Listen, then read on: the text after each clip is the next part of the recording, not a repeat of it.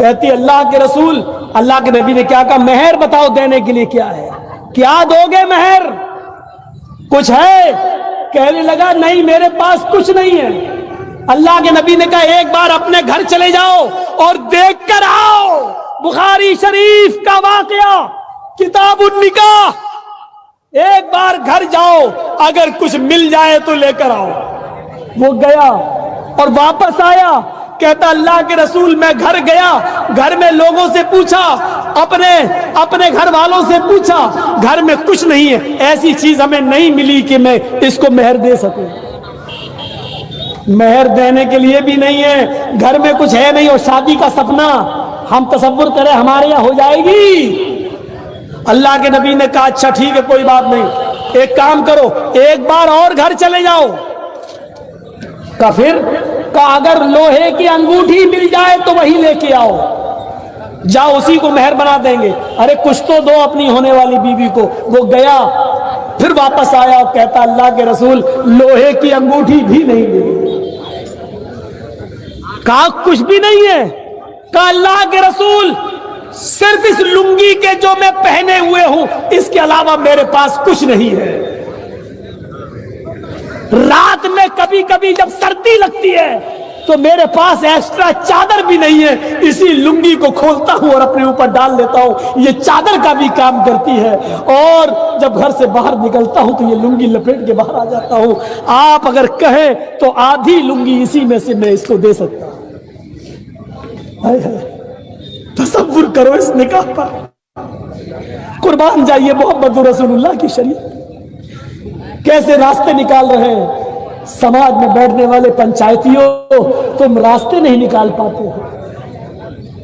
اللہ کے رسول نے کہا جب یہی ایک لنگی ہے تیرے پاس اور کوئی چادر بھی نہیں ہے تو وہ بھی تو پوری لنگی اس کو دے نہیں سکتا، آدھی دے رہا ہے، تو آدھی تیرے کسی کام کی نہیں اور آدھی اس کی بھی کسی کام کی نہیں، یہ لے کے کیا کرے گی جب اس کو بھی کوئی فائدہ نہیں، نہ یہ پہن سکتی نہ تو پہن سکتا ہے، تو لے کے کیا کریں گے اس کو، اپنے پاس رکھ۔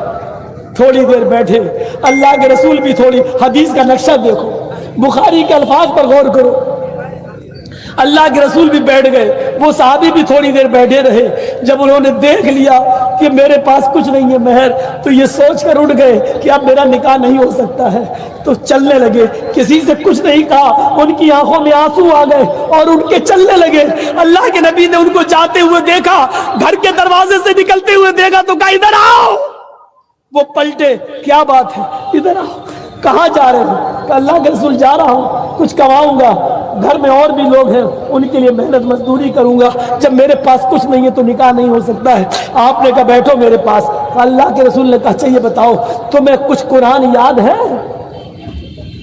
قرآن کچھ یاد ہے تمہیں؟ اس نے کہا ہاں اے اللہ کے رسول یہ سورت یہ سورت یہ سورت یہ سورت، اس نے 4-5 سورتوں کے نام گنائے۔